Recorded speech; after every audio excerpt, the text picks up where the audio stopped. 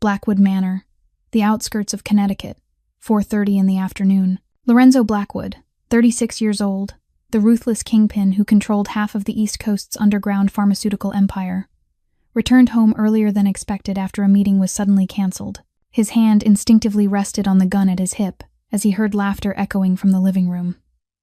Not ordinary laughter, the laughter of his daughter Rosalie, a sound he had never heard so radiant and full of life. He moved silently toward the sound, and what he saw made him forget the weapon entirely, made him forget he was the man the entire criminal underworld called the Cold King. His daughter Rosalie, 4 years old, the child whom 12 of America's top neurologists had declared would spend her entire life in a wheelchair, was taking her first trembling steps toward the outstretched arms of Ava Mitchell, 27 years old, the nanny hired only 2 weeks before. Lorenzo stood frozen behind the door, tears streaming down the face that had made empires crumble and enemies beg for mercy. While his daughter, the little girl every specialist had deemed a hopeless case, was laughing and walking as if it were the most natural thing in the world. What he was about to discover about Ava, about her revolutionary methods, and about the secrets she carried from her own tragic past, would forever change his understanding of medicine, of love, of redemption, and of miracles that emerge from the deepest darkness. In a world where Lorenzo Blackwood had everything except hope, one woman would prove that the greatest miracles are born not from power or wealth, but from love that refuses to surrender. If this story of impossible miracles and love that transforms lives has touched your heart, hit the like button and subscribe for more incredible stories. Share this with someone who needs to believe in miracles today. And stay tuned, because what happens next will leave you breathless. 4 years ago, Blackwood Manor was not a place of tragedy, but a home overflowing with happiness. Catherine Blackwood, the woman with sunlit golden hair and clear blue eyes like an autumn lake, was the only light in Lorenzo's dark life. She was the daughter of an old aristocratic family in Boston, the only woman who ever dared to look straight into the eyes of the Cold King and tell him she wasn't afraid of him, only afraid that he might never learn how to love. Lorenzo fell in love with Catherine in that moment, in love with her courage, her gentleness, and her unshakable belief that somewhere inside his heart there was still a part that darkness hadn't consumed. They were married in a quiet ceremony in the rose garden of Blackwood Manor, with only Marco Santini as a witness, and Lorenzo swore before Catherine that he would build a safe world for her and for the children they would have. When Catherine became pregnant, Lorenzo felt as though he had touched heaven. He reduced his work, spent more time at home, and even painted the nursery himself in soft pastel pink for the daughter they were expecting. Catherine often laughed and said she'd never seen a Mafia boss so excited about choosing curtains and stuffed animals. But fate never allows men like Lorenzo Blackwood to be happy for long. On the night Catherine went into labor, everything began to go wrong from the very first moments. She went into premature labor at 32 weeks, the baby's umbilical cord wrapped tightly around her neck, cutting off oxygen throughout the delivery. The doctors raced against time, but Catherine's body was exhausted after hours of struggle. Lorenzo stood outside the operating room, a man who had ordered executions without blinking, now shaking like a helpless child. When the doors finally opened, the lead physician stepped out with an ashen face that said everything before he spoke a word. Catherine was gone. Her heart had stopped on the delivery table, her fragile body unable to withstand the massive blood loss. The baby survived, but her brain had suffered severe damage from prolonged oxygen deprivation. Lorenzo couldn't remember how he reacted in those moments. He only remembered falling to his knees beside Catherine's lifeless body, gripping her hand as tears poured from him like they never had in all 32 years of his life. He had sworn to protect her. He had promised her heaven. Yet in the end, he couldn't even keep her alive long enough to see their child's face. Rosalie spent the first 3 months of her life inside an incubator, her tiny body covered in wires and tubes, fighting to survive while her father stood outside with hollow eyes. When the doctors finally allowed Lorenzo to hold his daughter, he cried for the second time in his life. Rosalie was so small she fit entirely in one of his hands, her blue eyes identical to Catherine's, looking up at him as if asking why the world was so cruel. The months that followed became an endless journey from one specialist to another. From Boston to New York, from Los Angeles to Houston, Lorenzo spent millions of dollars searching for a sliver of hope. 12 of the top neurologists in the United States examined Rosalie, and all 12 delivered the same merciless conclusion. Spastic cerebral palsy, irreversible motor cortex damage, 0 chance of walking. Lorenzo converted the entire second floor of Blackwood Manor into a private medical facility filled with the most advanced equipment in the world. He hired specialists from Germany, brought in doctors from Switzerland, and even flew a research team from Japan, hoping they might find something Western medicine had missed. But all of them shook their heads. All of them told him he needed to accept reality and focus on giving Rosalie the best life possible within the limits of a wheelchair. Lorenzo Blackwood, the man who owned a multi-billion-dollar empire, who could buy politicians and make enemies disappear with a single phone call, realized there were things in this world money and power couldn't reach. He could kill 100 men. He could level a city. But he couldn't make his daughter's legs move. Every night, after Rosalie had fallen asleep, Lorenzo sat alone in his study, staring at Catherine's photograph on his desk, wondering if she was disappointed in him. He had failed to protect his wife, and now he was failing to heal their daughter. The Cold King, the man who terrified the entire underworld, drifted into sleep each night with tears and a despair that had no escape. But in daylight, Lorenzo Blackwood was a completely different man. The moment he stepped beyond the gates of Blackwood Manor, he wrapped himself in the cold armor he had forged over more than a decade in the underworld. Blackwood Pharmaceuticals was the perfect front his father, Ricardo Blackwood, had created 30 years earlier. On the surface, it was one of the largest pharmaceutical corporations on the East Coast of the United States, headquartered in Manhattan, employing more than 2,000 legitimate workers and generating annual revenues in the billions of dollars. The company produced painkillers, cancer treatments, and medications that saved millions of lives each year. But behind the gleaming glass towers and sterile laboratories lay a shadow empire controlling half of the illegal pharmaceutical distribution routes from Boston to Washington. Refined heroin, high-grade cocaine, synthetic opioids. All of it flowed through a network the Blackwood family had built across 3 generations. Lorenzo inherited this empire at just 25 years old, shortly after his father was assassinated by a Russian gang seeking to seize control of the market. On the night Ricardo Blackwood collapsed in a pool of blood inside his own office, Lorenzo swore over his father's body that he wouldn't only take revenge but would turn the Blackwood Empire into a force no one would ever dare touch. And he did exactly that, in the most brutal way imaginable. The nickname the Cold King didn't come by chance. It was born from the blood of those who dared to challenge Lorenzo Blackwood. In his first year of power, Lorenzo wiped out the entire Russian gang responsible for his father's death. 17 men, from the ringleader to the lowest-level enforcers, all vanished without a trace. The police found no bodies. The FBI had no evidence. But the entire underworld knew what had happened. Lorenzo Blackwood didn't kill in fits of rage. He did it with the cold precision of a surgeon cutting out a malignant tumor. He didn't shout. He didn't threaten. He didn't give his victims a chance to beg. He simply looked at them with steel-gray eyes, issued his orders in a flat, emotionless voice, and turned away before the gunshots echoed. It was that bone-chilling coldness that earned him the name the Cold King, the ice-crowned ruler with no heart. Marco Santini, Lorenzo's right-hand man since the earliest days, was one of the few who knew that behind the mask of ice was a man barely holding himself together. Marco had seen Lorenzo cry over his father's body, had watched him kneel beside Catherine's bed, had witnessed him holding Rosalie through entire nights in the hospital while she fought for her life. But Marco also understood that in this world, a single moment of weakness could mean death, so he kept silent, protecting his master's secret, making sure that no one beyond the walls of Blackwood Manor ever knew that the Cold King could cry.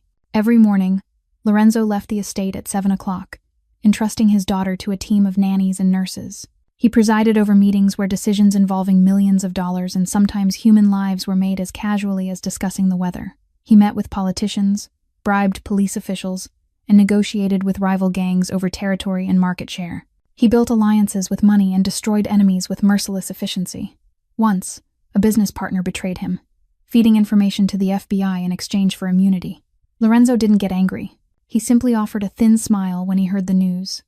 And 1 week later, the man was found inside his burned-out car on the outskirts of New Jersey, along with his wife and 2 children. The underworld shuddered at the message.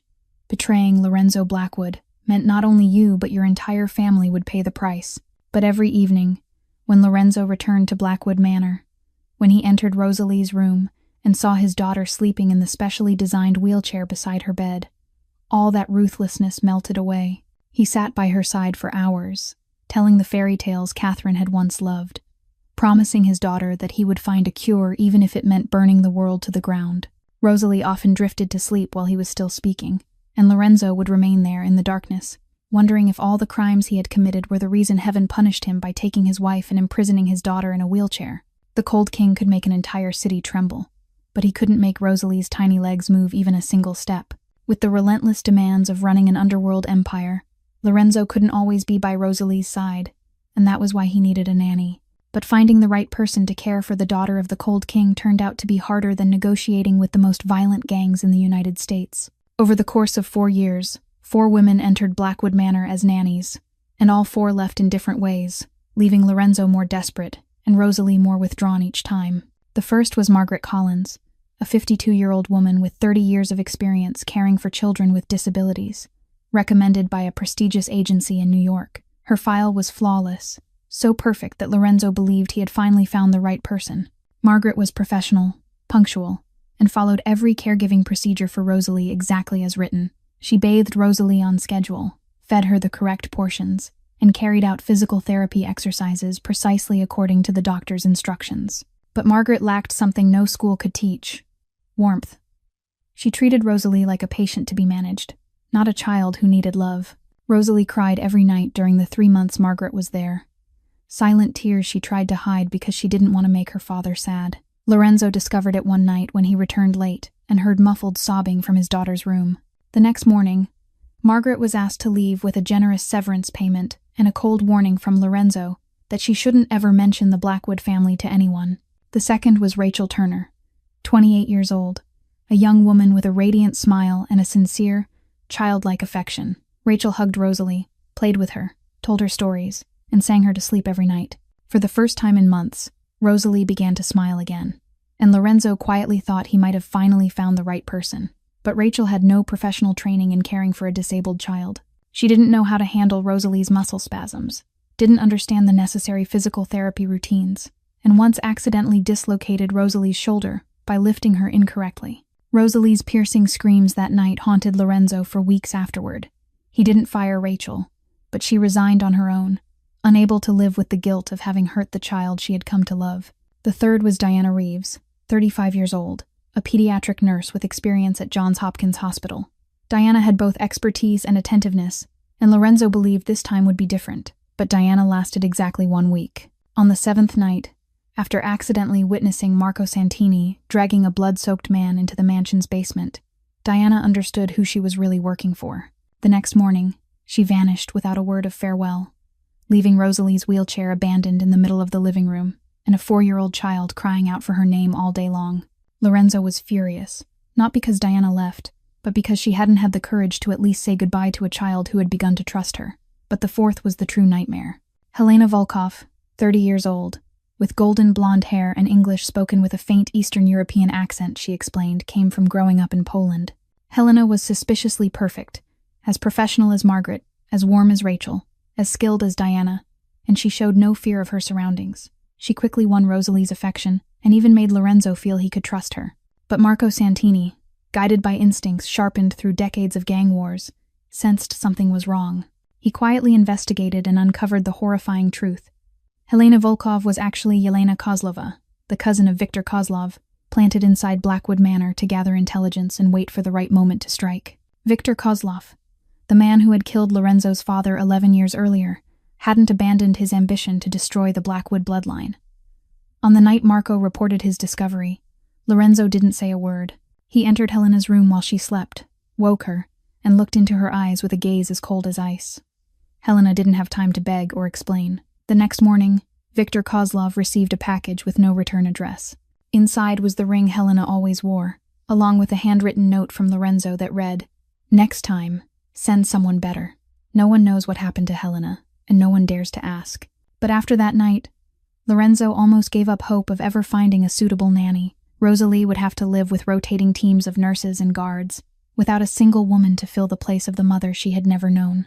But fate had arranged a meeting Lorenzo Blackwood could never have anticipated. And to understand the woman who would forever change his life and Rosalie's, we need to turn back time to a decaying slum in Baltimore, where Ava Mitchell grew up, surrounded by poverty and loss. Ava was born in a cramped apartment in the west side of Baltimore, a place people called America's Forgotten Land. The apartment had only 2 bedrooms and sat on the 5th floor of an aging building without an elevator, where hot water was a luxury and gunshots at night were as common as crickets in the countryside. Her father, Michael Mitchell, was a factory worker whose dreams of getting rich never came true. Her mother, Susan Mitchell, was a trainee nurse at the local hospital, a woman with hands rough from labor but a heart that never stopped being warm. Ava's first 5 years were poor, but filled with love. She remembered sitting on her father's shoulders during Sunday walks in the park, remembered the smell of apple pie her mother baked every birthday, remembered the laughter of her family in a tiny but cozy kitchen. But everything changed when Ethan was born. Ava's younger brother came into the world on a stormy November night, just as she turned 10. The labor lasted 18 hours, and when Ethan finally cried for the first time, the doctors already knew something was wrong. The baby boy had suffered oxygen deprivation during birth, leaving his brain severely damaged. The final diagnosis was spastic cerebral palsy, exactly like Rosalie Blackwood 12 years later, but the Mitchell family didn't have millions of dollars to chase miracles. Michael Mitchell couldn't bear the truth that his son would never run and play like other children. He wasn't strong enough to face the mounting medical bills, the nightly cries when Ethan's muscles locked in painful spasms, the pitying looks from neighbors whenever they saw the cheap wheelchair Susan had bought on installment. 6 months after Ethan was born, Michael left. He didn't leave a note. He didn't say goodbye. He simply vanished one morning when Ava woke up and found her father's closet empty. Susan didn't cry in front of her daughter, but Ava, though only 6 years old, heard her mother's muffled sobs every night after the children had fallen asleep. From that day on, Susan Mitchell became the sole pillar of the family, raising 2 children, one healthy but too young to help, and one who required special care 24 hours a day. She worked 3 jobs just to survive. During the day, she worked 12-hour shifts as a nurse at the hospital. In the evenings, she cleaned offices for an insurance company downtown. On weekends, she did laundry for wealthier families in the area. The money she earned was barely enough to pay rent, buy food, and cover a small portion of the ever-growing medical bills. Ethan needed physical therapy, but insurance didn't cover enough. Needed muscle relaxants, but the medication was too expensive. Needed new wheelchairs as he grew, but specialized models cost half a year's rent. Susan had to choose between buying medicine for her son or school supplies for her daughter, between fixing a broken wheelchair or repairing a leaking water pipe. She always chose her son, and Ava, though still a child, never blamed her mother for it. Ava grew up faster than children her age. At 7, she knew how to change her brother's diapers, how to massage Ethan's legs when cramps seized his small body, how to sing him to sleep when her mother worked night shifts. At 9, she cooked meals for the family, washed clothes, and wheeled her brother outside every morning to sit in the sunlight as the doctor had instructed. At 11, she began reading medical books her mother brought home from the hospital, trying to understand her brother's condition with the fragile hope that maybe she could find a way to help Ethan. Ava's childhood had no dolls, no pretty dresses, no birthday parties or trips to the park. Her childhood was sleepless nights beside her brother's bed during seizures, afternoons spent reading to him while classmates played outside, meals of nothing but bread and peanut butter because that was all they could afford. But Ava never resented her fate. She loved Ethan with her whole heart, loved his crooked smile whenever he saw his sister, loved the clear brown eyes that looked at her as if she were his entire world. Ethan couldn't speak clearly, couldn't feed himself, couldn't manage basic hygiene, but he could love. And the love he gave his mother and sister was the purest thing Ava had ever known. Every night before sleep, Ava whispered a promise to her brother. "One day, I'll find a way to help you walk. I promise." She didn't know that promise would shape her entire life, and she didn't know fate was preparing to test her in the cruelest way imaginable. When Ava was 21 years old, the first tragedy struck like a storm without warning. Susan Mitchell, the woman who had carried the weight of the family for more than a decade, finally collapsed. Years of relentless labor, chronic sleep deprivation, rushed meals, and constant stress had drained her body completely. One March morning, Susan didn't wake up. Ava found her mother lying motionless in bed, her face pale yet peaceful, as if she had finally been allowed to rest after years of exhaustion.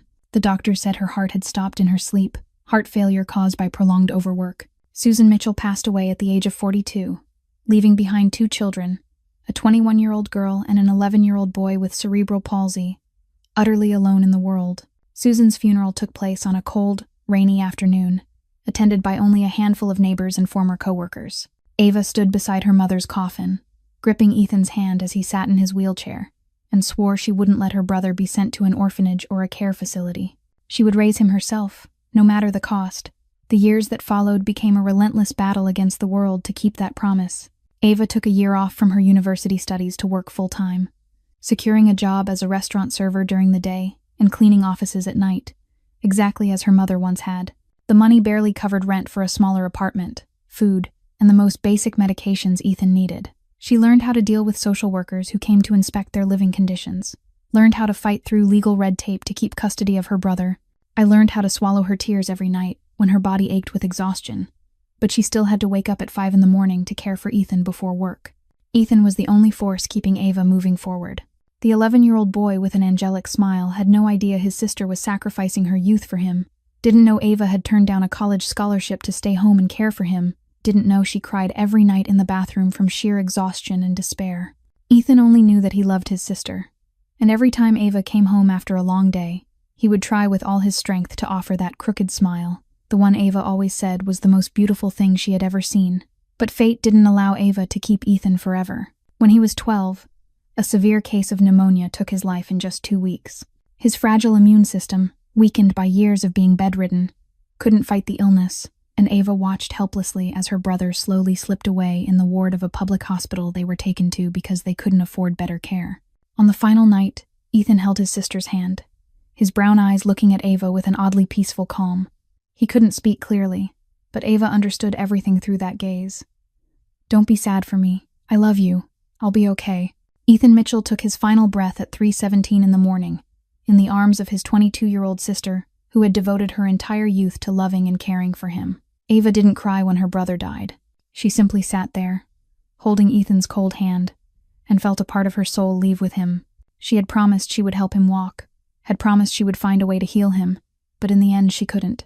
She had failed the most important promise of her life. For months after Ethan's funeral, Ava lived like an empty shell. She went to work, came home, sat alone in the silent apartment, and stared at her brother's wheelchair that she couldn't bring herself to throw away. Pain and guilt gnawed at her every day, and there were moments when she wondered if life still held any meaning at all. Then one night, while sorting through Ethan's old belongings, Ava found a crude drawing her brother had made for her years earlier. The picture showed 2 figures, one tall and one small, holding hands, and beneath it, in shaky but clear letters, were the words, "Ava is my superhero." Ava sank to the floor, clutching the drawing to her chest, and cried as she never had before. She cried for Ethan, for her mother, for the childhood she had lost, for the years of struggle, for all the pain she had held inside for so long. And when the tears finally ran dry, when dawn began to break through the small window, Ava Mitchell made a decision that would change the rest of her life. She would become a pediatric physical therapy specialist. She would learn everything about cerebral palsy, about rehabilitation, about the methods she wished she had known while Ethan was still alive. She couldn't save her brother, but she would save other children. She would do it so Ethan could be proud of her, so her mother could be proud of her, and so she could ease the guilt that ate away at her heart every single day. Over the next 5 years, Ava worked and studied with unshakable determination. She attended night classes at a community college, then earned a scholarship to the physical therapy program at the University of Maryland. She graduated with top honors.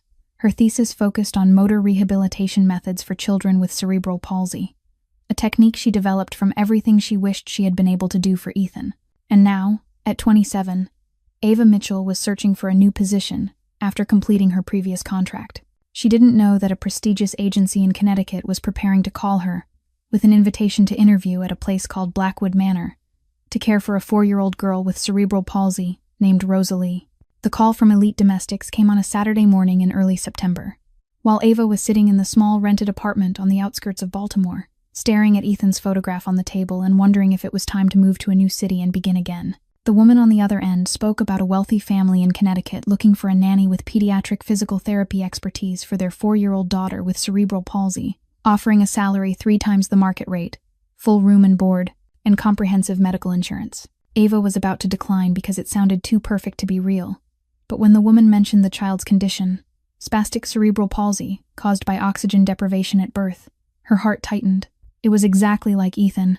She agreed to the interview without asking anything else about the family, without researching who the Blackwoods were or why they were willing to pay so much. Maybe it was a mistake. Or maybe it was fate. The following Sunday morning, Ava stood before the towering iron gates of Blackwood Manor with the only worn suitcase she owned and a heart pounding in her chest. She had seen large homes before while working for wealthy families in Maryland, but nothing had prepared her for what lay before her. Blackwood Manor wasn't a house. It was a Gothic castle with spires piercing the gray sky, ivy-covered stone walls, and a long cobblestone drive stretching endlessly to the front doors. Surrounding the estate were vast gardens with perfectly trimmed hedges, blooming rose bushes, and a marble fountain at the center of the courtyard. What caught Ava's attention wasn't the luxury, but the men in black suits scattered throughout the grounds, their hands tucked into their jackets in a way she knew meant concealed weapons. She had grown up in the Baltimore slums. She recognized the posture of men who worked for the underworld. But Ava didn't turn back. She had come too far to walk away. And more importantly, there was a child with cerebral palsy waiting inside. Marco Santini greeted her at the main entrance, a 40-year-old man with a long scar across his right cheek and sharp eyes that assessed her from head to toe. He spoke little, guiding her through long corridors lined with antique paintings and crystal chandeliers. Finally stopping before a massive oak door, he called the boss's office. When Ava stepped inside, she saw Lorenzo Blackwood standing by the window with his back to her, looking out over the gardens. He didn't turn around immediately, leaving her standing in silence for nearly a full minute. An intimidation tactic Ava recognized but refused to let affect her. When Lorenzo finally turned, Ava had to fight to maintain her composure. He stood over 6 feet tall, broad-shouldered, his physique carved like stone, black hair, slightly long and slicked back, and eyes of cold-tempered steel gray. He radiated a primal authority Ava had never encountered, an authority that didn't come from money or status, but from being a man who decided who lived and who died. Lorenzo looked at her without emotion and spoke in a low, icy voice, asking if she knew who he was. Ava lifted her chin and replied that she knew he was the father of a 4-year-old girl with cerebral palsy who needed care. Lorenzo raised an eyebrow, visibly surprised by the answer. He stepped closer, standing less than a foot away, looking down at her with the same threatening gaze that had driven countless men to their knees.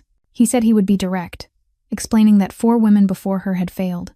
One had been cold to his daughter, one had lacked skill and injured the child, one had fled like a coward, and one had been a spy planted to harm his family. He paused, gray eyes drilling into Ava, as if trying to see into her soul, and warned that if she harmed Rosalie, even a single hair, she would vanish from the face of the earth, and no one would ever find her body, asking if she understood. Any other woman would have trembled, would have asked to leave, would have run as far from Blackwood Manor as possible. But Ava Mitchell wasn't just any woman. She had survived the Baltimore slums, had raised her brother with cerebral palsy alone since 16, had watched her mother and brother die in her arms and still stood back up. She wasn't afraid of death. She was only afraid of being unable to help children like Ethan. Ava met Lorenzo's icy gray eyes without blinking, her voice calm like a still lake, saying she wasn't afraid of him, Mr. Blackwood, only afraid she wouldn't be able to help Rosalie, and that if he wanted to know who she was, he should let her meet his daughter instead of sitting there threatening her. The room fell into a tense silence that stretched for 10 long seconds.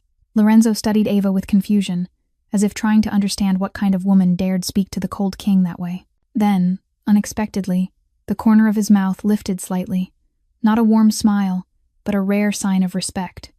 He called Marco and told him to take Miss Mitchell to see Rosalie. Rosalie's room was on the 2nd floor, decorated in soft pastel pink and white, with butterflies and flowers painted on the walls. The little girl sat in a pink wheelchair by the window, long black hair falling over her shoulders, blue eyes like the ocean gazing out at the garden with a sadness far beyond her years. When she heard the door open, Rosalie turned with the guarded look of a child who had been hurt too many times. Ava didn't approach right away. She knelt at the doorway, lowering herself to Rosalie's eye level, and smiled gently. She greeted her softly, saying her name was Ava, and that she had heard Rosalie had a beautiful doll collection, asking if she could see it. Rosalie hesitated, studying Ava with cautious blue eyes. She had met too many adults who looked at her with pity or fear, but this woman was different. Ava's warm brown eyes held no pity and no fear, only pure sincerity and a deep sadness that somehow felt familiar to Rosalie. A minute passed, then another. Finally, Rosalie slowly guided her wheelchair toward Ava, and for the first time in months, she smiled at a stranger. She introduced herself quietly and said she had many dolls, asking which one Ava wanted to see first. Lorenzo stood outside the room, watching everything in silence. He saw his daughter, usually withdrawn and afraid of strangers, happily showing Ava each doll as if they had known each other their entire lives. His frozen heart felt a flicker of warmth for the first time in years. That night, Lorenzo hired Ava without asking another question about methods or philosophy. He didn't know he was making a decision that would forever change the lives of all 3 of them. On her first official day of work at Blackwood Manor, Ava woke at 5 in the morning, before the sun had risen over the hills of Connecticut.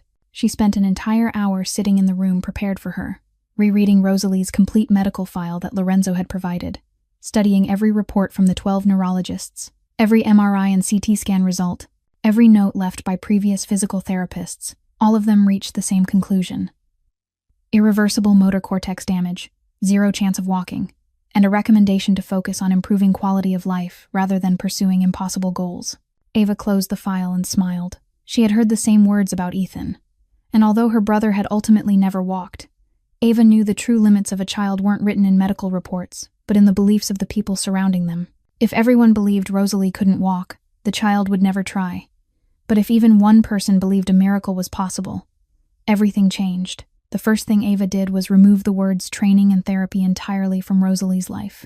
At 4 years old, Rosalie was already too familiar with being placed on therapy tables, forced to repeat movements while adults hovered nearby with serious faces and clipboards. She hated those sessions, hated feeling like a broken patient instead of a child who needed love. So Ava turned everything into play. That morning, after breakfast, Ava wheeled Rosalie into the large playroom on the 2nd floor and declared that from now on, this room would be their magic kingdom. She spread a large, soft pink mat across the floor, placed colorful pillows around it, and began telling Rosalie about legs that could fly.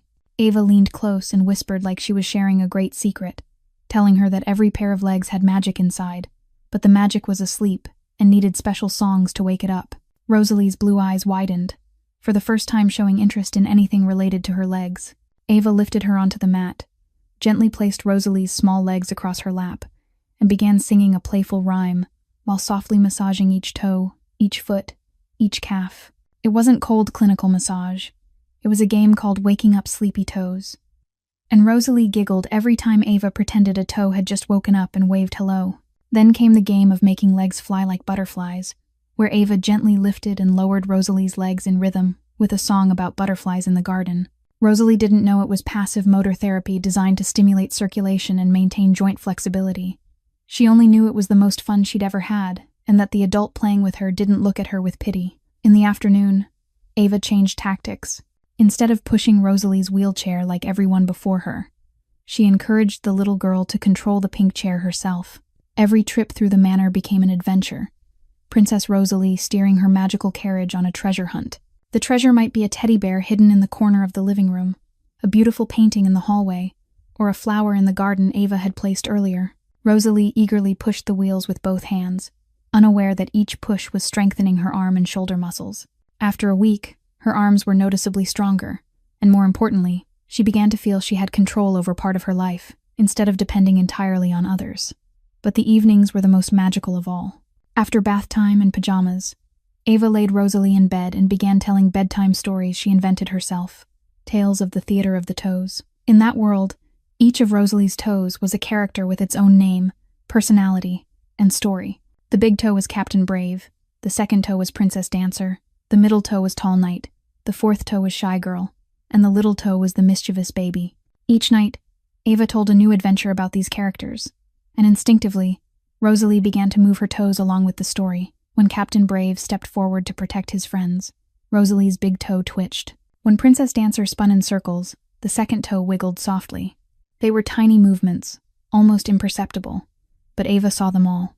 Each movement was proof that Rosalie's brain was still trying to connect with her legs, that the neural pathways weren't completely destroyed as the doctors had claimed. Lorenzo occasionally stood outside the room, watching Ava and Rosalie in silence. He heard his daughter's laughter, saw her eagerly waiting each morning to play the magic games with Ava, saw her eyes light up every time the new nanny entered the room. Part of him wanted to believe Ava could create miracles, but another part, the part crushed by reality over the past 4 years, warned him that all of this was only a beautiful illusion. The best doctors in the United States had said Rosalie couldn't walk, and a nanny with a few children's games couldn't change science. But Lorenzo didn't interfere, because for the first time in 4 years, his daughter was truly happy. The second week began, and Lorenzo Blackwood grew increasingly uneasy with what he was witnessing. Every morning, he saw Ava and Rosalie playing on the pink mat in the playroom, laughter echoing through the corridors as if it were the most natural thing in the world. Every afternoon, he saw his daughter eagerly pushing her wheelchair through the manor, shouting with joy about the treasures she had discovered. Every evening, he stood outside the bedroom door, listening to Ava tell absurd stories about talking toes, while Rosalie laughed like she had never laughed before. It was all beautiful, warm, and full of light, Yet Lorenzo couldn't shake the feeling that these were meaningless games, nurturing false hope in his daughter's heart. One afternoon, Lorenzo summoned the family's private physician, Dr. Richard Hayes, to Blackwood Manor to examine Rosalie. He wanted scientific proof that Ava's games were producing no real results, so he would have a reason to end it all before Rosalie was hurt by inevitable disappointment. Dr. Hayes, a 60-year-old man with white hair and sharp eyes, had followed Rosalie's condition since her birth. He conducted the usual tests, measuring reflexes, checking muscle tone, evaluating motor function, everything he had done dozens of times over the past 4 years. But this time, as he reviewed the results, his expression changed. Lorenzo asked what was wrong, his voice tight. Dr. Hayes remained silent for a long moment, rereading the numbers as if he couldn't trust his own eyes, then finally looked up at Lorenzo with visible confusion. He said Rosalie's muscle tone had improved noticeably compared to the examination 3 months earlier. Her arm and shoulder muscles were stronger, which could be explained by her pushing the wheelchair more often. But what surprised him was that her leg muscles were also showing signs of improvement, however slight. Lorenzo stood frozen. He asked what the doctor meant. Dr. Hayes quickly added that he wasn't saying Rosalie would walk. The neurological damage was still there, and science still said full recovery was nearly impossible. But small changes were occurring, changes he couldn't explain with conventional therapy. He asked what the new nanny was doing with the child. Lorenzo didn't answer. He simply stood there, looking out the window where Ava was pushing Rosalie through the rose garden, and for the first time in 4 years, a fragile spark of hope flickered inside his hardened heart. But he didn't dare grasp it, didn't dare believe it, because he had hoped too many times before and had been crushed by reality every time. That night, Lorenzo returned home late after a tense meeting with business partners. He was exhausted, his mind heavy with life and death decisions from the underworld, and all he wanted was a glass of whiskey and silence. But as he passed Rosalie's room, he heard his daughter's soft voice and stopped. Rosalie asked Ava, her voice sleepy yet full of curiosity, if she thought one day Rosalie would be able to walk. Really walk, not just in dreams. Lorenzo's heart tightened. He stood silently outside the slightly open door, barely breathing, waiting for Ava's answer. Ava's gentle voice replied, telling Rosalie she would share a secret. She said she once had a younger brother named Ethan, who, like Rosalie, couldn't walk, and every night she had promised him she would find a way to help him walk. Rosalie whispered and asked if he ever did. There was a long pause. Lorenzo could hear Ava take a deep breath, as if holding back emotion.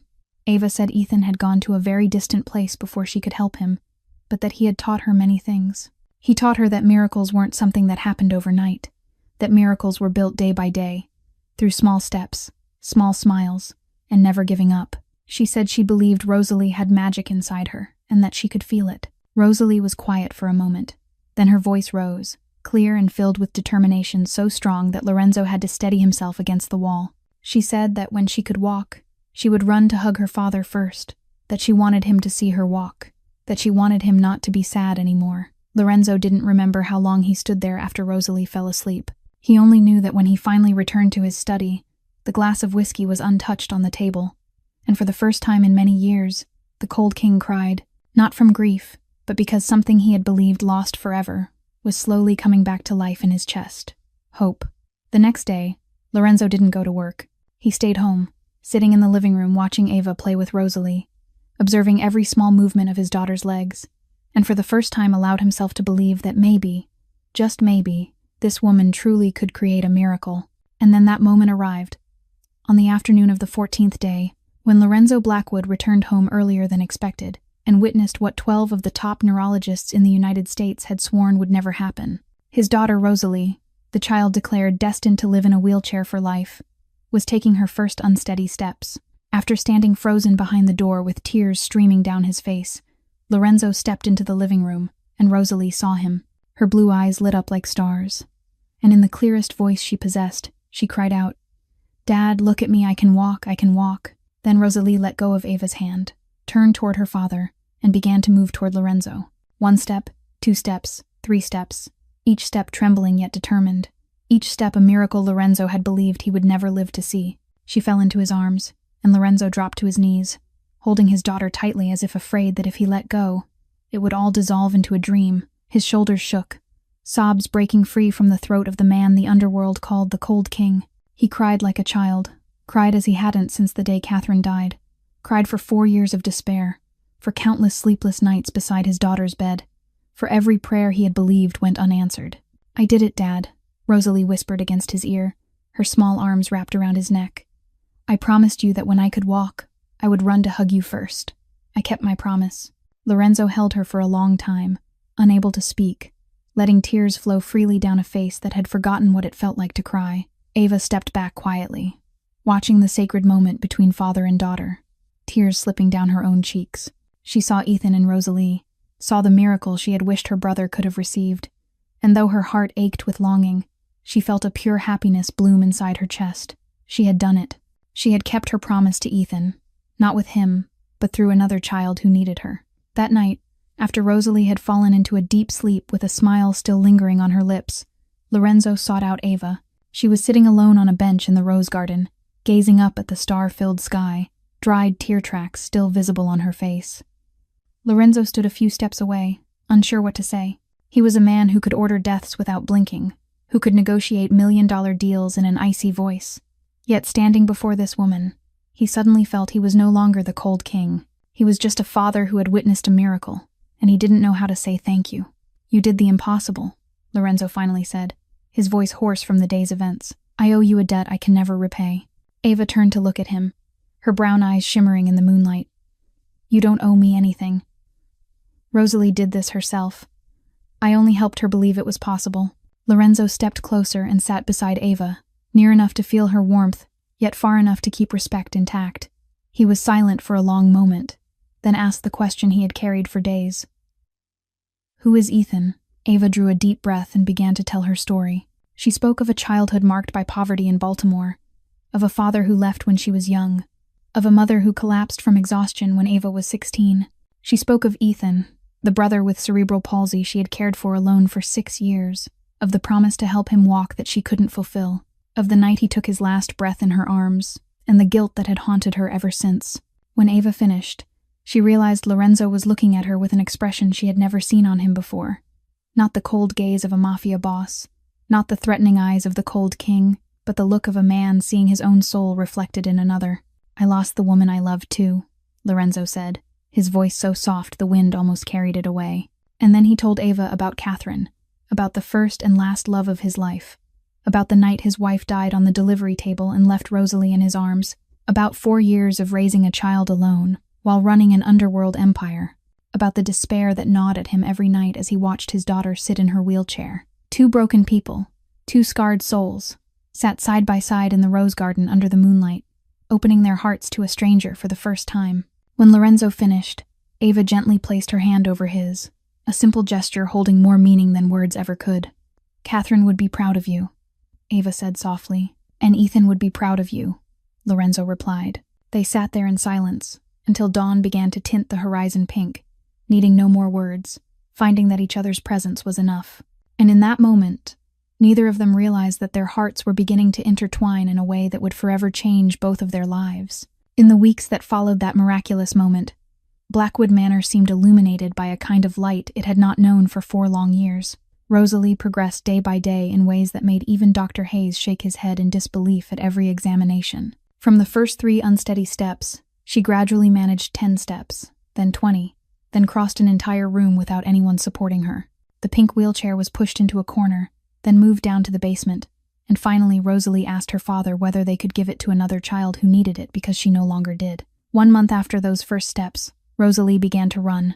Not fast, not far, but she ran, the small legs once declared permanently paralyzed now striking the floor in eager, hurried steps.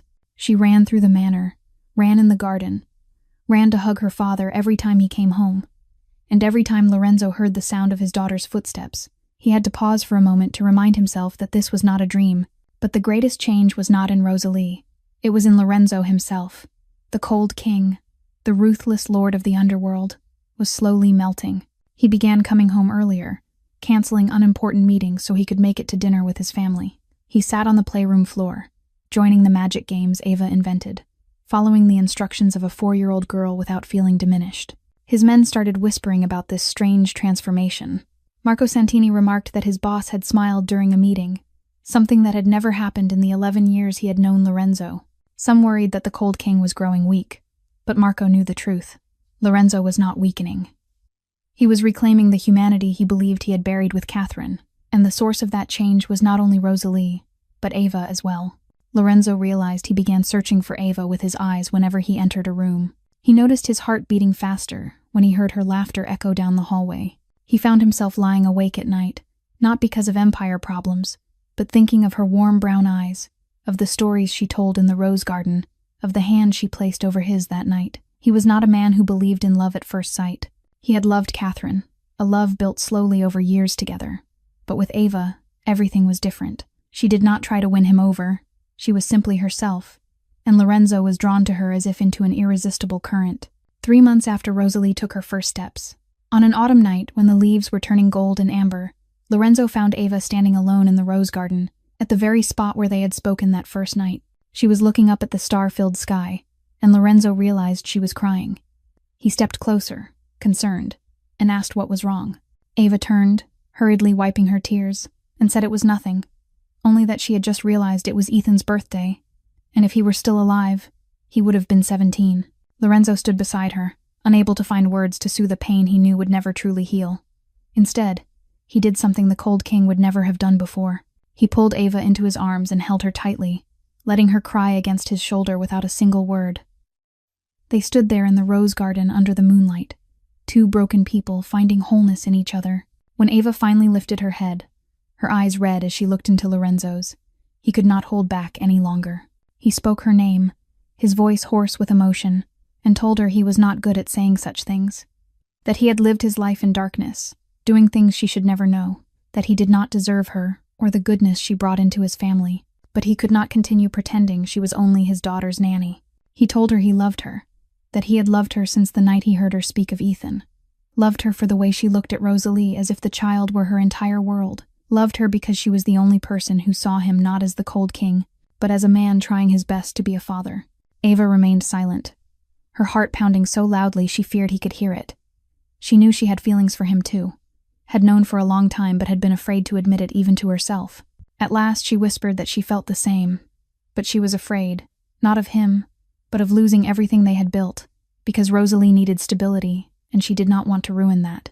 Lorenzo gently lifted Ava's chin and made her meet his eyes. He told her he would wait, for as long as she needed, but she had to know that she was not only healing Rosalie, she was healing him as well. And there in the rose garden, under the cold autumn moon, Lorenzo Blackwood found again the capacity to love that he believed had died with Catherine 4 years earlier. But happiness was never allowed to last long in the world of Lorenzo Blackwood. The darkness he believed he had briefly forgotten was quietly rising again, and it carried a name Lorenzo despised more than anything else in this world: Victor Kozlov. One morning in early December, as Ava was preparing to take Rosalie out to the garden as usual, she opened the mailbox and found an envelope with no return address. Inside was a photograph, and the moment Ava saw it, the blood in her veins seemed to freeze solid. The photo showed her and Rosalie playing in the rose garden the day before, taken from a distance with a telephoto lens, clearly shot from a position outside the estate grounds. On the back of the photograph was a handwritten message in red ink that looked like blood, saying that the most precious things are often the easiest to break, and asking Lorenzo how fragile his daughter had been. Ava ran into the house to find Lorenzo, her hands shaking as she held the photograph out to him. She had never seen his face change so fast. The tenderness he wore when he looked at her vanished instantly, his eyes turning to ice, his jaw clenching tight, and in that moment, Ava saw the Cold King for the first time. Not Lorenzo, the gentle father she had come to know over the past months, but the ruthless Mafia lord who terrified the underworld. Lorenzo immediately summoned Marco Santini and issued orders in a voice stripped of all emotion. He said Kozlov had found them, that security was to be tripled, that no one was to enter or leave the estate without his permission, and that Ava and Rosalie were not to step beyond the gates until he dealt with this. Marco nodded and rushed off to carry out the commands, while Ava stood there in confusion and fear. She asked Lorenzo what was happening and who Kozlov was. Lorenzo remained silent for a long moment, clearly weighing how much to reveal. At last he exhaled and guided Ava to sit down, his voice low as if recounting a nightmare he could never escape. He told her Victor Kozlov was a Russian mafia boss, the sworn enemy of the Blackwood family. 13 years earlier, Victor's older brother, Alexei Kozlov, had tried to seize his father's empire. They ignited a brutal gang war that lasted 2 years, leaving dozens dead on both sides. In the end, his father had won by killing Alexei in a gunfight at the Boston Harbor. Lorenzo paused, his eyes staring into empty space as if reliving those dark memories. He said Victor had been nothing more than a low-level enforcer at the time, but he had sworn over his brother's body to wipe out the entire Blackwood bloodline. 2 years later, Victor fulfilled that vow. Lorenzo's father was assassinated inside his own office by a gunman Victor had planted among their ranks. That was the day Lorenzo was 25, the day he inherited the empire and was forced to become the Cold King to protect what remained. Ava listened, her heart aching as she realized how much Lorenzo had carried for so many years. She whispered Helena's name.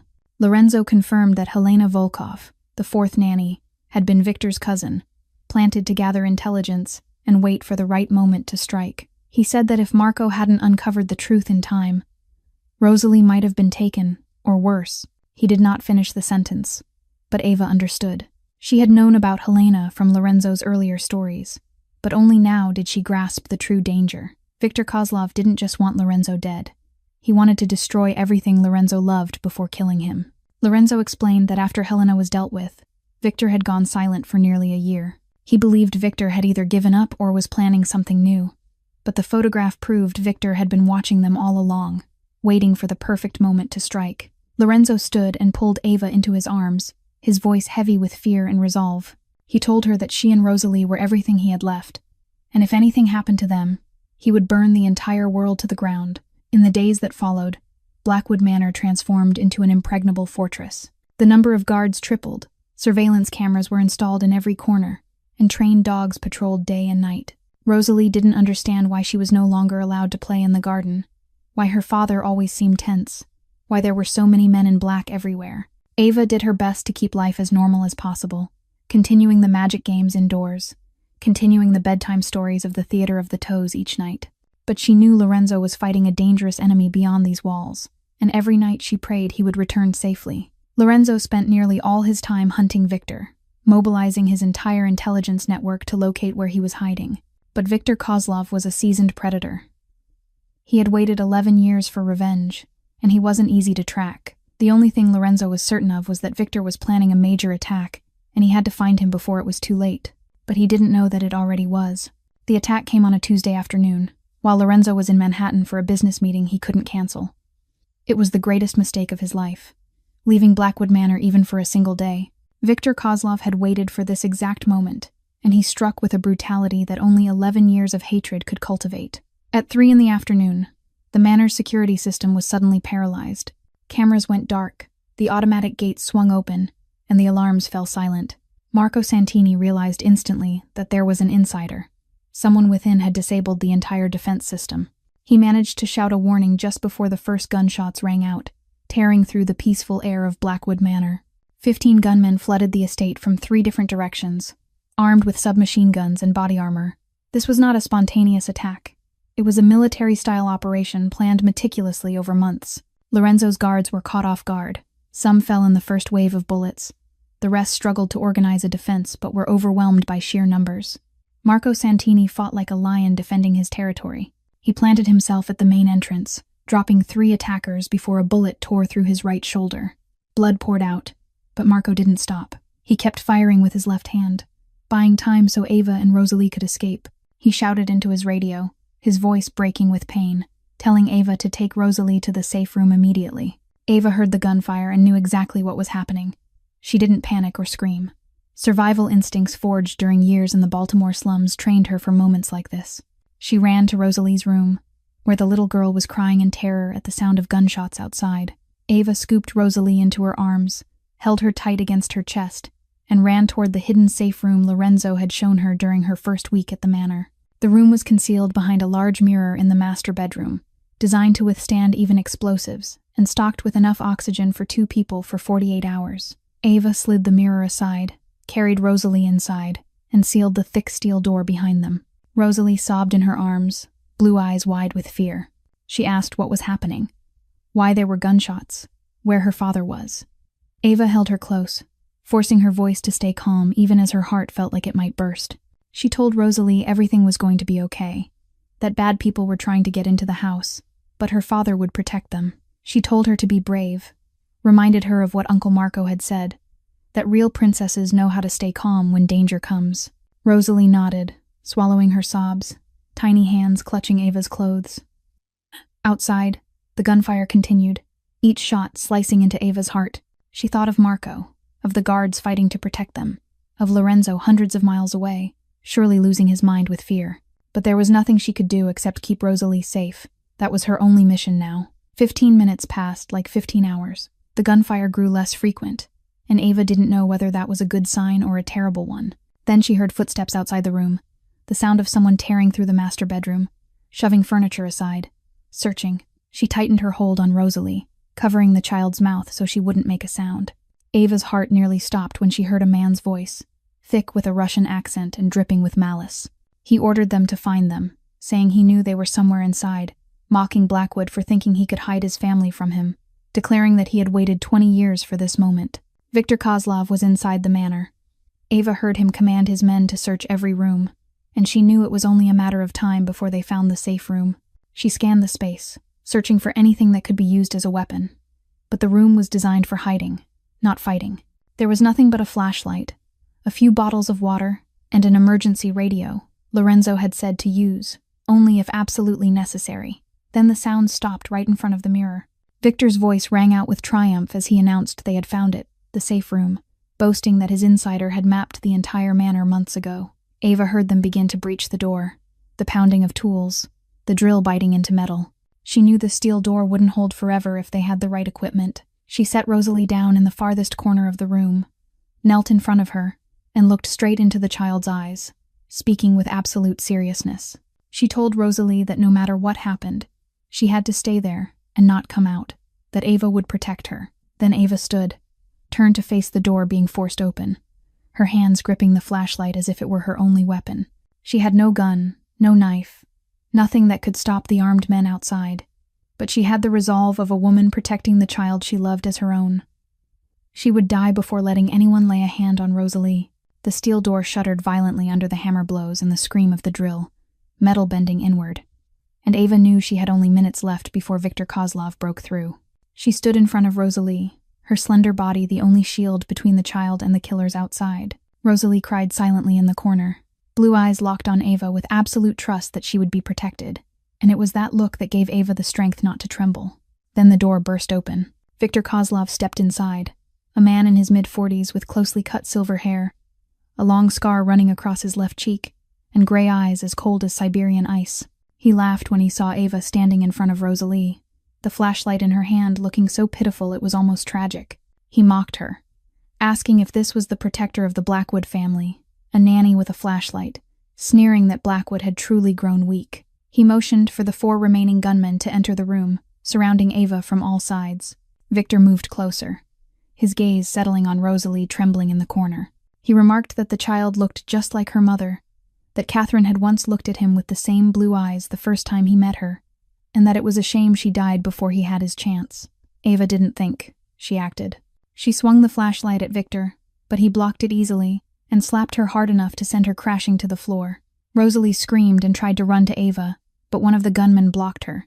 She shouted for them not to touch her, her small legs that once couldn't move now kicking wildly at the man's legs, begging them not to hurt her, Ava. Viktor watched with a twisted fascination. He said it was interesting that the cerebral palsy child could walk now, that Blackwood must be thrilled, but that the joy was about to end. He drew his gun and aimed it straight at Ava's head as she lay on the floor. He declared that he would kill Ava first, so the child could watch, then kill the child. And when Blackwood returned home, he would find the bodies of those he loved most, calling it the perfect revenge. Viktor pulled the trigger, but instead of a gunshot, there was only the sound of metal striking metal. A bullet from behind knocked the gun from Viktor's hand before he could fire. Everyone turned to see Lorenzo Blackwood standing in the doorway, his gun still smoking, gray eyes burning with the fire of hell.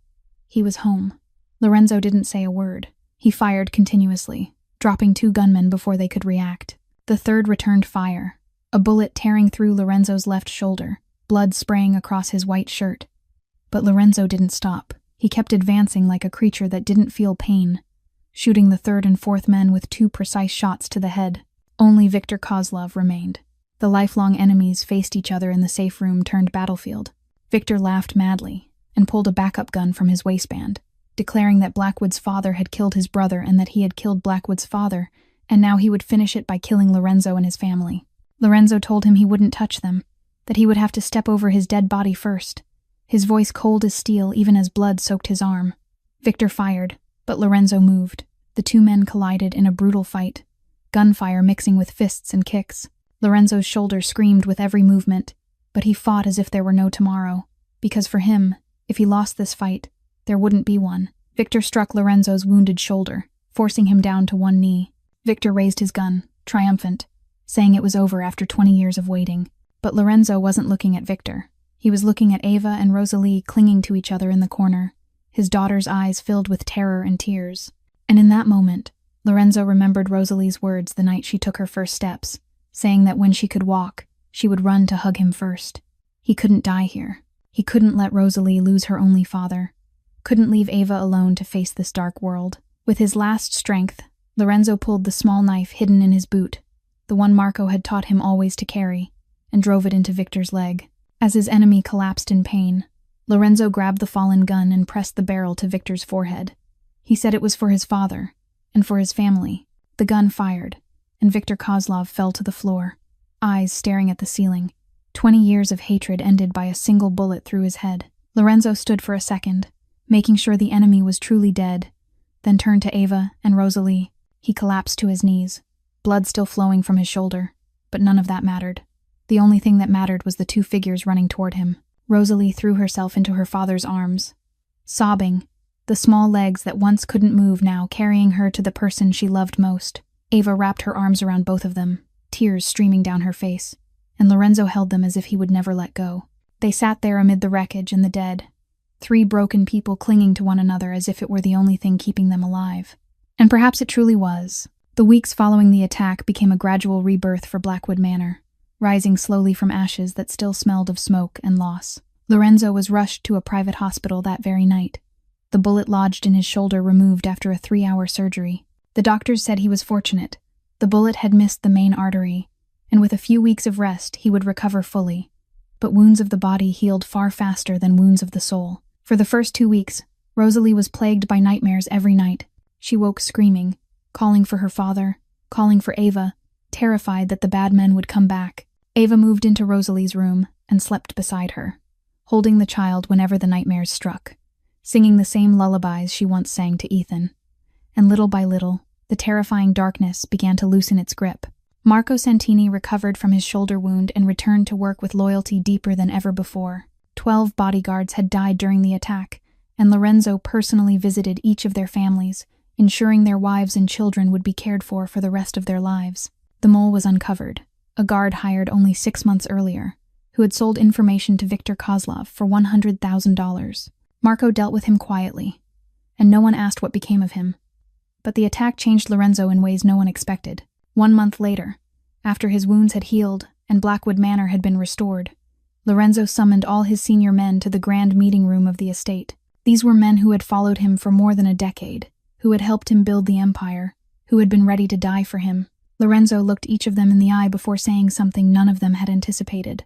He announced that he was withdrawing from all illegal operations, his voice steady and without hesitation. From that day forward, the Blackwood Empire would transition completely into legitimacy. All illegal pharmaceutical distribution lines would be shut down or handed over. Blackwood Pharmaceuticals would become a clean company. Completely clean. The room fell into stunned silence. Some exchanged doubtful glances, some whispered, and a few openly objected, speaking of revenue, of power, of enemies who would exploit the change. Lorenzo raised his hand and silenced them. He said he had lived in darkness for too long, that he had inherited the empire from his father and continued down the path that had been laid before him. But that path had nearly destroyed his family. He said he had a 4-year-old daughter who had just learned to walk, and he wanted her to grow up with a father she could be proud of. He wanted her to never fear that someone would come to kill her father or kill her because of the sins he had committed. He said the decision was final and would not change. Some men left, unwilling to accept a legitimate future. Most stayed, out of loyalty, belief in his vision, or simple exhaustion from life in the shadows. Marco Santini was the first to step forward and shake Lorenzo's hand, saying with rare solemnity that he followed the man, not the empire, and wherever Lorenzo went, he would follow. The following spring, as roses bloomed once more in the garden, Lorenzo led Ava into the space Catherine had loved most. It was where they first spoke. where Lorenzo had confessed his feelings, where their most meaningful memories had taken root over the past year. Ava didn't realize the night would be different until Lorenzo knelt on the green grass, holding a red velvet box. He spoke her name, his voice trembling with emotion, that the Cold King would once have never allowed.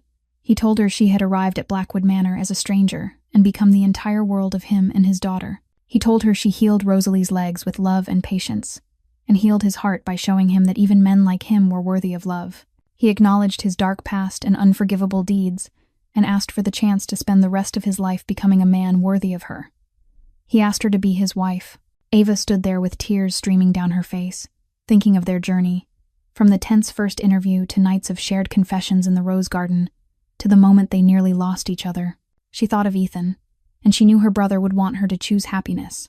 Rosalie's voice rang out behind them, urging Ava to say yes, declaring she wanted Ava to be her mother, her small legs bouncing with excitement, blue eyes shining like stars. Ava laughed through her tears and nodded, saying yes. She agreed. Lorenzo slipped the diamond ring onto her finger and pulled her into his arms as Rosalie ran to hug both of their legs. They were married that summer in the rose garden of Blackwood Manor, where Catherine rested. It was an intimate ceremony, attended only by those closest to them, without extravagance or display. Rosalie served as flower girl, wearing a white dress and carrying her basket as she ran across the grass on legs doctors once said would never move. As Lorenzo and Ava exchanged vows, as they kissed beneath arches of white roses and applause, Rosalie ran to them and shouted that now they were a real family. And they were. A family built not from blood or obligation, but from love, sacrifice, and faith in miracles. 5 years have passed since the wedding in the rose garden, and Blackwood Manor is no longer a fortress of darkness. It has become a symbol of hope and miracles. Lorenzo kept his promise. The Blackwood Empire transitioned fully into legitimacy, and Blackwood Pharmaceuticals became one of the most respected pharmaceutical companies in the United States, leading groundbreaking research in neurology and rehabilitation. But the greatest legacy Lorenzo and Ava gave the world was not pills or scientific papers. It was the Blackwood Center for Pediatric Neurology, a place that changed the lives of hundreds of children once declared hopeless. The center was founded 1 year after the wedding, beginning as a single wing of Blackwood Manor transformed into therapy rooms. Ava designed the entire program herself, blending the magical play method she created for Rosalie with the latest scientific research on neuroplasticity, the brain's ability to rewire and heal itself. Lorenzo funded everything and used his connections to bring the world's top specialists into collaboration. News of Rosalie's miraculous recovery spread through medical circles and families with disabled children, and soon calls for help poured in from across the United States. The first case beyond Rosalie was a 7-year-old boy named Michael, paralyzed from the neck down after a car accident. His parents came to Blackwood after hearing whispers of a miracle from a friend at Johns Hopkins Hospital. Ava worked with Michael using the same approach she used with Rosalie, turning every exercise into a game, never telling him he was in therapy. After 2 months, Michael moved a finger. After 4 months, he sat up. After 6 months, his parents sobbed as they watched their son take his first steps since the accident. From that moment on, the Blackwood Center expanded without pause. Lorenzo built a new facility covering more than 20,000 square meters outside Hartford, fully equipped with the most advanced technology, staffed by doctors and physical therapists trained in Ava's method, and offering completely free treatment for families who couldn't afford care. Lorenzo declared he would devote half his fortune to ensuring no child would ever be turned away for financial reasons. 5 years after its founding, the Blackwood Center had helped 847 children regain motor function that traditional medicine had deemed impossible. That number was engraved on a bronze plaque in the main lobby, and every day, it continued to grow. Ava became the scientific director of the center. She published 3 books on her method, lectured at Harvard, Stanford, and Johns Hopkins, and trained hundreds of physical therapists from around the world. The World Health Organization studied her work and recommended its integration into standard pediatric rehabilitation protocols. But what made Ava proudest wasn't recognition or awards. It was Ethan's photograph hanging in every therapy room, beneath the words, "For my brother who inspired it all." Every time she looked at that photo, Ava knew she had kept her promise to Ethan, not by saving him, but by saving hundreds of other children in his place. Rosalie, now 9 years old, was no longer the shy little girl in a wheelchair staring out the window with sad eyes. She became the living symbol of the Blackwood Center, proof that miracles exist for those who believe and refuse to give up. Rosalie didn't just walk normally. She ran, she jumped, and most importantly, she danced ballet. The dream she once whispered to Ava 5 years earlier about dancing like princesses in movies had come true. She studied at one of Connecticut's most prestigious ballet schools, and while she wasn't the most naturally gifted student, she was the most determined. Her ballet instructor said she had never seen a child love ballet so deeply, and when she learned Rosalie's story, she cried. A video of Rosalie performing at the year-end recital was posted on the Blackwood Center's social media page and spread around the world. Millions watched a girl once declared permanently paralyzed spin across the stage in a pink tutu, and millions cried along with Lorenzo and Ava seated in the front row. But the Blackwood family's miracle didn't end there. 3 years after the wedding, Ava gave birth to a healthy baby boy, and they named him Thomas, after Ava's grandfather, whom she never had the chance to meet. Thomas is now 2 years old, with black hair like his father and warm brown eyes like his mother, playful, energetic, and adored endlessly by his sister Rosalie. Rosalie treats Thomas like her most precious treasure, playing with him every day, reading to him every night, and chasing him through the house as he learned to crawl and then toddle on unsteady feet. Lorenzo often stands in the doorway watching his children play and wonders if this is all a dream. 5 years ago, he was the Cold King, a lonely mafia boss with a daughter in a wheelchair and a heart that died with his late wife. Now he is a husband, a father to 2 beautiful children, and the founder of a center that transformed the lives of hundreds of families. The miracle was not only that Rosalie learned to walk, the miracle was that his entire life was rewritten by a woman from the slums of Baltimore, carrying a battered suitcase and a heart full of love. One summer afternoon, as the sunset painted the Connecticut mountains in soft shades of pink and the roses in the garden bloomed at their fullest, the Blackwood family gathered around the dining table on the veranda as they did every day. Lorenzo sat at the head of the table, Ava beside him, Rosalie and Thomas facing each other, and laughter flowed freely through the warm evening meal. Thomas, 2 years old, was determined to feed himself with his small spoon, spilling rice everywhere and sending Rosalie into fits of laughter. Lorenzo watched the scene with a quiet, satisfied smile. A smile he once believed he had forgotten how to wear 5 years earlier. In the middle of the meal, Rosalie suddenly set her chopsticks down and asked a question that made both Lorenzo and Ava pause. She asked if they remembered when she couldn't walk. Lorenzo and Ava exchanged a glance that carried an entire journey within it, filled with tears and pain, but also overflowing with love and miracles. Ava placed her hand over Rosalie's and spoke gently, telling her that what mattered wasn't remembering when she couldn't walk, but celebrating everything she had achieved since then. She reminded her that she had walked, she had run, she had danced, and she had inspired hundreds of other children to believe that miracles were real. Lorenzo nodded and lifted Thomas onto his lap as the little boy began to squirm.